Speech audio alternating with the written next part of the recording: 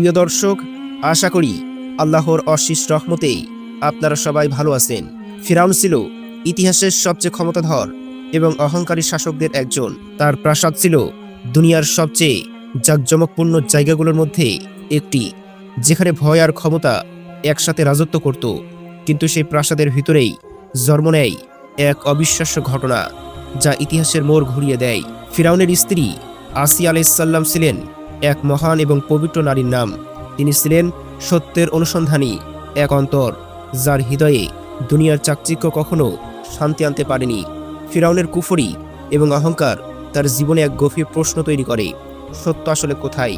প্রাসাদের ভিতরে বিলাসিতা তার মনকে শান্ত করতে পারেনি, বরং ধীরে ধীরে তার অন্তরে জন্ম নেয় এক অদৃশ্য আলো, যা তাকে সত্যের পথে চিন্তা করতে বাধ্য করে।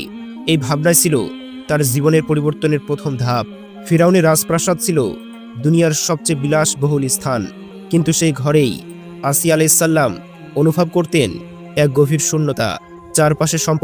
চারপাশে সম্পদ থাকলেও তার হৃদয়ে ছিল অশান্তি। ফিরাউনের অহংকার তাকে প্রতিদিন সত্য থেকে দূরে সরিয়ে দিচ্ছিল।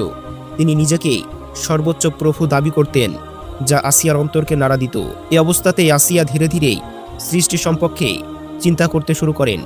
তিনি উপলব্ধি করেন এই বিশাল পৃথিবী নিজে নিজে সৃষ্টি হয়নি, এর পিছনে অবশ্যই একজন মহান সৃষ্টিকর্তা আছেন। এই উপলব্ধি তার ঈমানের প্রথম আলো হয়ে ওঠে, যদিও তা তিনি গোপন রাখতেন। ফিরাউনের দরবারে চলছিল চরম অহংকার এবং অবিশ্বাসের পরিবেশ, যেখানে সত্যের কোনো স্থান ছিল না। কিন্তু আসিয়ার অন্তরে সত্যের আলো আরও শক্তিশালী হতে থাকে। হযরত মূসা আলাইহিসসালামের দাওয়াতের কথা ধীরে ধীরে তার কাছে পৌঁছে যায়, যা তার হৃদয়কে গভীরভাবে প্রভাবিত করে। সত্যের এই আহ্বান তাকে এক নতুন সিদ্ধান্তের দিকে নিয়ে যায়। তিনি গোপনে ঈমান গ্রহণ করেন বলে ইসলামী বর্ণনায় উল্লেখ পাওয়া যায়, কিন্তু এটা ছিল তার জীবনের সবচেয়ে কঠিন পরীক্ষা, কারণ ফিরাউনের শাসনে ঈমান মানেই ছিল মৃত্যুর ঝুঁকি। তবু তিনি দুনিয়ার ক্ষমতার চেয়ে আল্লাহর সত্যকে বেছে নিয়েছিলেন। এভাবে এক রানীর অন্তরে শুরু হয় ঈমানের বিপ্লব। ঈমান আনার পরে আসিয়া আলাইহিসসালামের জীবন হয়ে যায় ভয়, পরীক্ষা আর ধৈর্যের এক কঠিন যাত্রা।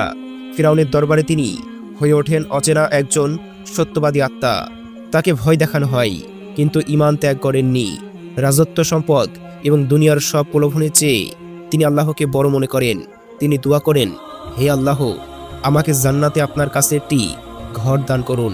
এই দোয়া পবিত্র কোরআনে বর্ণিত তার ঈমানের দৃঢ়তার প্রমাণ। তার জীবনের প্রতিটি মুহূর্ত ছিল ধৈর্য এবং ঈমানের পরীক্ষা, কিন্তু তিনি কখনো সত্য থেকে সরে যাননি। শেষ পর্যন্ত ফিরাউনের অত্যাচার তার উপরে চূড়ান্ত রূপ নেয়, কিন্তু আসিয়া আলাইহিসসালামের ঈমান অটল থাকে। মৃত্যুর মুখেও তিনি সত্যকে ত্যাগ করেননি।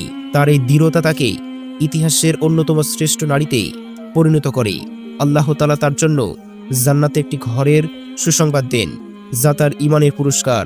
ফিরাউনের প্রাসাদ ধ্বংস হয়ে গিয়েছে, কিন্তু আসিয়ার ঈমান, আসিয়ার নাম আজও অমর হয়ে আছে। তার কাহিনী আমাদেরকে শেখায়, ক্ষমতা নয়, ঈমানই প্রকৃত বিজয়। তিনি প্রমাণ করে গিয়েছেন, সত্যের পথে ধৈর্য ধরলে দুনিয়া হারালেও আখিরাত জেতা যায়। এভাবেই এক রানীর সামনে ইতিহাসকে চিরদিনের জন্য বদলে দেয়।